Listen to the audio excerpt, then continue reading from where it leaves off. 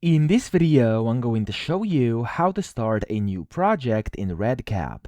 Now, the first thing you want to do, in case you are currently inside a project, click on My Project at the very top left, and this is going to take you to the main dashboard. Inside your dashboard here, click on a New Project up top, and then from here you can start a new project. So I'm just going to name this one Test. You can give it a title, then select the purpose. So we have a bunch of different ones. I'm going to do Practice or Just for Fun, and then you can also add in project notes, which are optional and are going to display on the My Projects page. And then here you have a bunch of different creation options. You could either start from scratch, so a blank slate. You could enter a project migration key if you have it. You could upload a REDCap project XML file if you have that, or you could use any of these templates over here. You can then of course play around with. So I'm just gonna go and do empty, click on create project. It's gonna start working, and within just a few seconds, there we go, my REDCap project has been created, and this is how you can start a new project in REDCap. So that's how to do it. I hope this video helped you out. If it did, please subscribe to the channel and help me out as well.